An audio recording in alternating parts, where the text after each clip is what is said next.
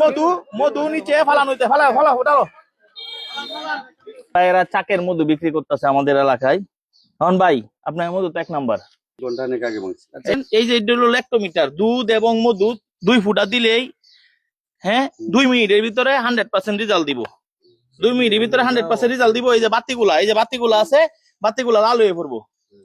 ঢাকনা লাগানোর পর বাতিগুলা লাল হয়ে পড়বো। যদি লাল হয়ে পড়ে তাইলে আপনার মধু এই জায়গা তৎ পালাই দেন। আপনার মধু বেশ তাই না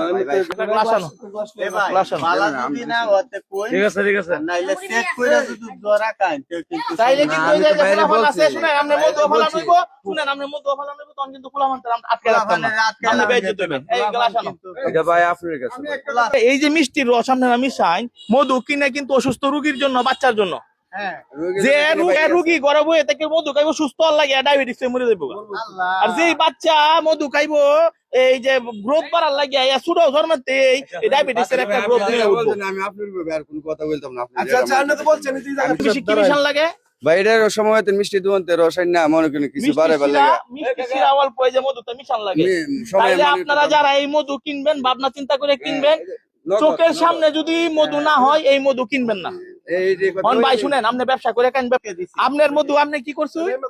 আমারটা তো আমি রাখি দিছি। উনি বলতাছে আপনার মধু বলে এটা উনি বানছে উনি তো এটা বেচতাছে আপনার মধু বলে এটা কেজি অলরেডি কিনা লয়ে গেছে। গাই বেটা রিজিক তো মানুষে মারবো।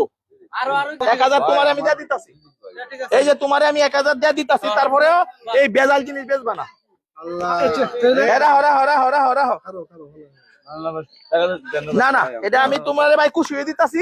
অনুরোধ আমি শুনো ভাই, তুমি যে বলতাছো তোমার রিজিক কইতাছো রিজিক, তাইলে মানুষে এক মিনিট একারাও এক মিনিট এক ভালো কইতাছো রিজিক, এটা যে আরেকজনে কিনে মরবো তাইলে রিজিক হইলো কেমনে? ধরো এটা ধরো এই যে কাছ থেকে দাও এই যে বলতো ধরো ধরো এই যে ধরো এই রুবেল একটু সাইড দাও।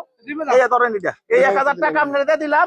আপনি ভাই দয়া করে ভালো জিনিস বিক্রি করবেন। ধরেন আমার এলাকার মানুষের কাছে আপনি 20 বেচবেন, ওনা আমার এলাকার থেকে নিয়ে গিয়ে পাশের এলাকা বেচবেন। এই এই আস্তে করে ফেলাও, যাও যাও যাও এদিকে এই দেখাও দাঁড়াও দাঁড়াও সামনে সামনে ফেলাও দেনি দেনি। ওকে এই যে মধু মধু নিচে ফালানো হইতে ফালাও ফালাও ওটাও গুড। এই ধরনের মধু আর কেউ কিনবেন না, রাস্তাঘাট থেকে কিনবেন না। তারা শিকার উঠতেছে যে শিরা। তখন এই গরিব মানুষ এই কারণে এরা 1000 টাকা দিয়ে দিলাম অন্তত চিনির দামটা উঠুক। এরা যেন এই বেজাল মধু না বিক্রি করে তাদেরকে বলছি দেখি।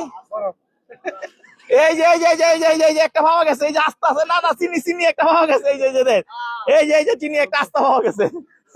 এই যে এলা বুঝেন হ্যাঁ মুম না, এটা হইতাছে ফিটকারি। ফিটকারি মধুকে সুন্দর রাখার লাগে ফিটকারি, এটা হলো ফিটকারি। তাই আপনারা মধু কিনা থেকে সাবধান হয়ে যান ভাই, দয়া করে। ভাই শুনেন আপনারা মনে কষ্ট নিবেন না ভাই, বালা জিনিস বিক্রি করবেন।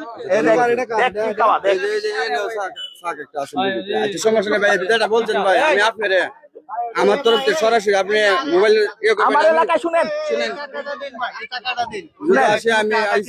আমার এলাকায় শুনেন আমার এলাকায় আপনি আসবেন, চাক ভাঙবেন, মধু 1200 টাকা নিচে বেচবেন না। অরিজিনাল মধু ঠিক আছে। সকলে সাবধান হয়ে যান। ভাইরা কি নিছেন আবার বলে যান শিরা। আসসালামু আলাইকুম।